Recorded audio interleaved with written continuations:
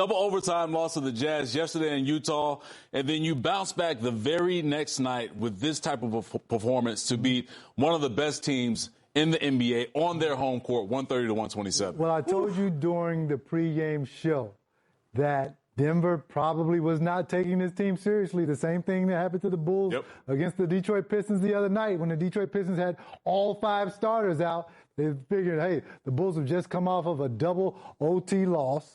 They coming into Denver late. Kobe White is not playing. They're on a 5-game losing streak.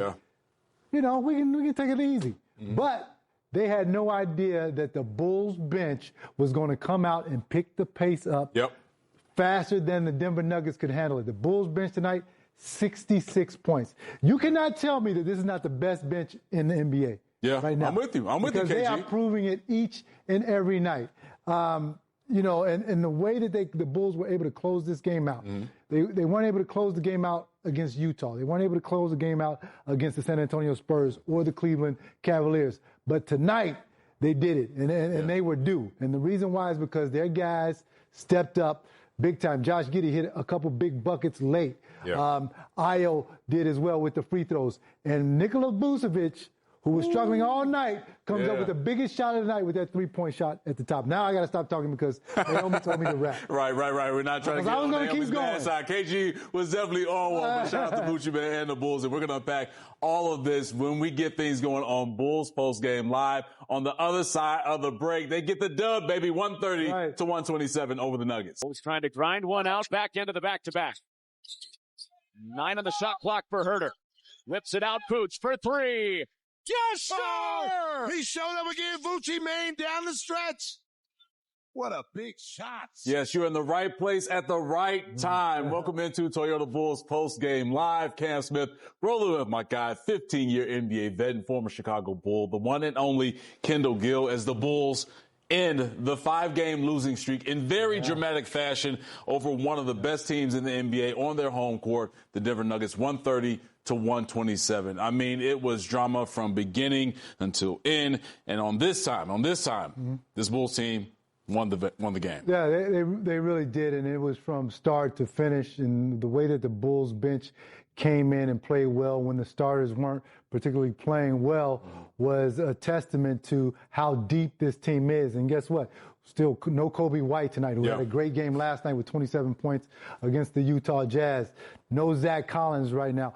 I can't wait to see this team when they are fully loaded, when they get a chance to play with each other for about 5 to 6 games to really see how good this team can be. And, you know, also, too, you know, I mentioned guys making big shots in the open. Got to give a shout out to Kevin Huerter, too, because that was a huge 3 to stop the momentum of the Denver Nuggets. And the Denver Nuggets, like we said, they're an elite NBA team.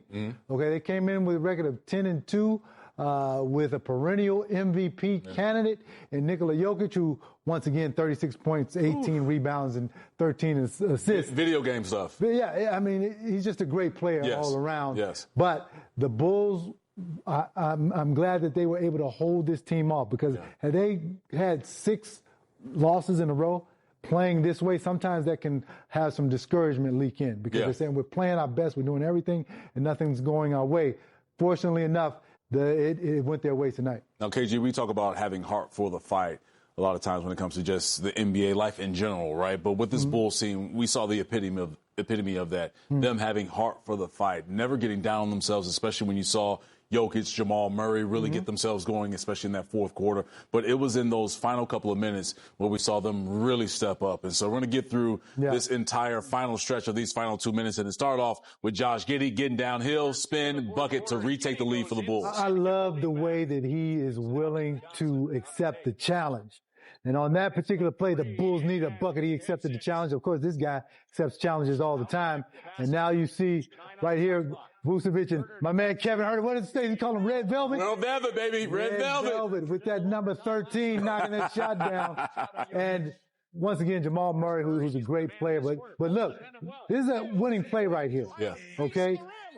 Vucevic was not shooting the basketball well, but he did not let that affect him. He got his hand in the lane, got that steal, which was key. Ayo went in to dunk it. And once again, the MVP knocks the shot down. That was a tough shot that he made. But once again, saying you want guys on the floor that make winning plays. Yes.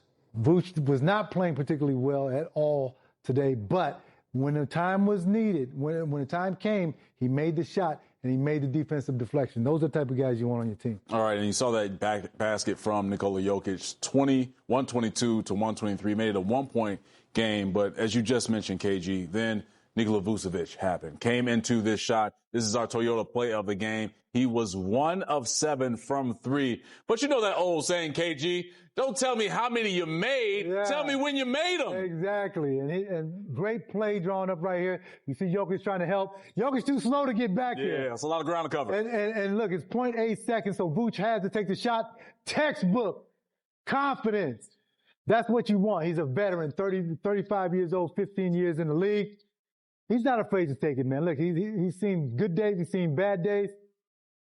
And this happened to turn out to be a great day. Yeah. And he had the same shot, you guys, last night against the Utah Jazz. He almost knocked that one down. Yeah. Hey, I'll take 50%. Hey, why not? Why not? Especially when it was up to the win, no doubt on that. But you talk about Kevin Huerter and just the shots that he made. We saw the 3 that he knocked down for this Bulls team to keep them in control, but then also the 2 free throws. And one of the big things on that play that we saw from that Vooch 3 was him coming off of that ball screen and attacking downhill just to freeze and pull over Jokic just enough to create enough space for Vooch to have enough airspace to get that 3. Yeah, it's just the nuances that sometimes regular fans don't see. And you just described it, where he turned the corner and he took one more dribble to get downhill to make Nikola Jokic move over and try and take him. And now that leaves Vucevic wide open. You know, it goes back to like any given Sunday. Okay. You know, all right. You know, the game, life is about those inches. And you got to get those inches, man, because when you add up all those inches, that makes the effing difference between winning and losing. All right. Okay? Come on now, let's go. And you saw that let's inch. go. Kevin Huerter gave us that inch on that particular play. Yes, he did. Yes, okay? yes. And that's all Vooch needed. He knocked the shot down. Yeah, and it's big for Huerter to make that pass, but also going back to Vooch and not letting himself get down on himself, right? 15 years in the league. He's 35 years old. He's had bad shooting nights before, but he understands enough and he's savvy enough to say, hey, if I get my next opportunity, and you know this better than anyone, KG, I get my next opportunity, this ball is going in. I'm not passing this basketball, especially when I get that time. You got to have instant amnesia when you're having a bad night. Even Vooch missed a crip 2 feet away from the basket late in the fourth quarter. He was frustrated with himself. But you saw the confidence of a veteran that's been around the NBA for a while who did not hesitate to take that shot when he needed to. And, you know, that's what he gets paid for. Yes, you know, exactly, to make be the big shots. Confident. And, you know, I'm glad that he was able to knock it down because I felt that Vooch played well last night against the Utah Jazz. Didn't play well tonight, but when it counted, he got the job done. Yeah, and a lot of open opportunities for Vooch shooting the basketball. Just didn't go his way. A lot of clean looks, but again, he stayed with it, stayed locked into the game. And we saw the deflection that led to the Ayo steal and dunk. So that's another form of you seeing when Vooch kind of is not having the best offensive night. He's still locked in defensively, and you love to see that from one of your leaders on this team. Okay, let's get into our Prevergen memorable moment from tonight in Denver. And, of course, we're shining the spotlight on this Bulls bench. 66 points from this Bulls bench. Back-to-back nights where they scored 65 or more points. They scored 40-plus points in each of the last 5 games. They are second in the NBA in scoring when it comes to bench points, and that's how productive they've been. Okay, now let me tell you this. This guy doesn't get a lot of credit, but I'm going to give him some credit right now. Dalen Terry came in and sparked this whole thing, okay? When he got in the first half, he came in with a lot of energy. He picked up the pace. He made the Bulls play faster. You saw him doing some things that you normally don't see. He knocked down that 3 from the corner. He had active hands. He was the one, in my opinion, that started this fire. Yeah. Okay, and you know, we don't see him and Julian Phillips a lot. But those 2 guys really played well coming off of the bench tonight. I thought that they were a key catalyst to the reason why the Bulls won this game. And people will look at that stat line for him, Dalen Terry, 5 points, 4 assists, 3 rebounds, and they will say, well, he didn't really make much of an impact. Well, that lets us know that you didn't watch the game because you see, and a great point that you brought up of Dalen and his energy and how he was attacking and getting guys involved. You can see what the force is. And also when he stepped into the game, he hit that corner three over Jokic to really get himself going. Those were his first points of the ball game. So he was locked in and had his agenda, and that was to help this Bulls team take another step. He played with more confidence than I've seen him play with. You know, he was willing to take the shot without hesitation. He was willing to handle the basketball. Had a play where he dumped it off to Julian Phillips. Julian Phillips goes in for the dunk. It seems like he and Julian Phillips made a pact, saying, listen, when we go in there, you know, it's just going to be me and you. And we're going to get the job done. Well, if that is true, Dalen, I hope you keep doing it each and every game, because the way that you ignited the Bulls in that bench tonight was fantastic. Without the bench, Bulls don't win this game. 18 minutes for Dalen Terry off the bench, plus 18 for those that are into the plus-minus for the NBA and NBA players. So significant minutes for Dalen Terry and how he was productive really on both ends of the floor. And another part of that bench, Ayo Dosunmu. We got to talk about Ayo on that minutes restriction and what he was able to do with 21 points, 8 of 9 from the field, KG. But no matter what role he's in, we see Ayo do it time and time again with how he produces on both ends of the floor. Hey, you guys know what I said. He's part of the Wu-Tang Clan this year. Cream. Get the money. Cash rules everything around me, because somebody's going to pay this guy. I hope it's us. Yes, because please. he is becoming the most valuable player off of this Bulls bench. No doubt. Each and every night, he comes off the bench and he gives you solid minutes. He plays like a starter. He's trustworthy. He can knock down the free throws at the end of the game. He can play defense. He's 6'5". You can put him, and he can guard 4 different positions. And I'm not saying that because he went to Illinois. Okay, all right. I was thinking of like, is it the Illinois ties of why? I'm not saying that. I'm just I'm just saying he's doing this off the merit of his efforts on the floor each and every night. Ayo Dosunmu has put together not only a great preseason, but a great season thus far. And he's playing injured as well. He was supposed to be on a minutes restriction today. Had a thigh contusion the other night, has a hamstring strain right now, but look at him. He comes out and he still gives you 100%. Yeah, something about those dudes from Chicago, especially from the South Side, that talk about hard for the fight.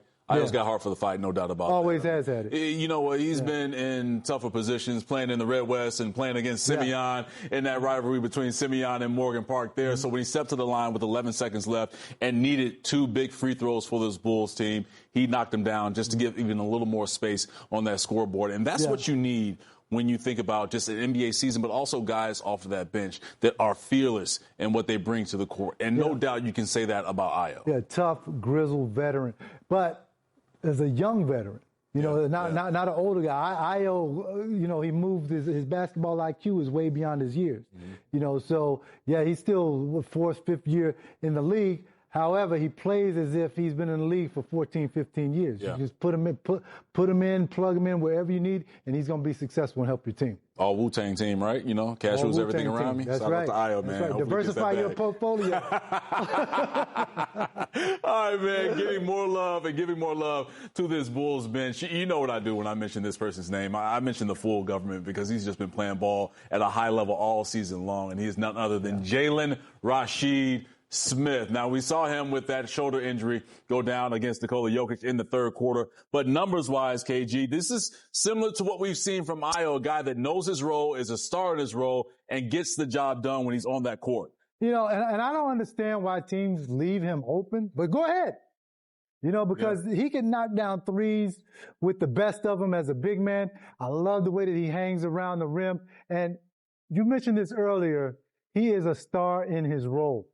Okay, he's doing such a fabulous job this year of knocking down threes, doing what Billy needs him to do. And, you know, when you have a big man that can roll like that and stretch the floor, I mean, that's a luxury. Yeah. You know, because now it's very hard for the opposing team to guard you. Now, the one thing is, I hope that his shoulder is okay. Okay, because it looked like he hyperextended it. And, you know, with the Bulls' luck with health and you know, here's the video right here. Nikola Jokic, who's a big, strong guy, that's a hyperextension of your shoulder right there. Yeah. Okay? Getting that hand caught in between the arm and body of Jokic and got it twisted around. That's right. And if anybody has had a shoulder injury, like, you know, you sprain your rotator cuff or anything like that, it really affects you. You can't raise your arm. You can't do anything. You see right there where he got caught. Nikola Jokic is what, 265, 270? Yeah, easily. Okay, easily. And that's a big man yanking your shoulder around like that. Yeah. So I hope he's okay. Yeah, especially moving forward with this Bulls team, as KG mentioned, with the history of the Bulls injuries this season alone has been rough for this team. So you hope that he's able to return possibly Wednesday against the Portland Trail Blazers in Portland when the Bulls hit the court again. But it's just the production that we've seen from a number of guys tonight for this Bulls bench that have stepped up in place of the starting five that had a slow start to the ball game. But once that bench unit came in, guys like, as we mentioned, Jalen Smith, Ayo Dosunmu, Dalen Terry, Javon Carter is another name for this team. I mean, he had 15 points off of the bench, but just a guy that understands what his role is and just one of those grizzled veterans, but knows that, all right, well, this is my time to kind of get in and do what I do, and that's knock down shots. Yeah, that's right. He came in and he did his best impression of Vinnie Johnson, the microwave. He came in and he heated it up 5 of 10 from 3, which is exactly what the Bulls needed. And also, they played fast. This is the one thing. This is the one thing. If I'm scouting the Denver Nuggets right now, I'm saying to play fast. If you play faster than them, they have a difficult time keeping up. It's when you can slow the team down, in their case, the Denver Nuggets, where Nikola Jokic can post up and he can do his thing and find his teammates. That's when they become really dangerous. Yeah. But the Bulls bench found the recipe. Let's play fast, and they were able to pull it off. One more quick nugget about this Bulls team tonight. Only 9 turnovers. 9 turnovers. Against the Denver Nuggets. Now, Denver's not a team defensively that will turn you over at a high rate.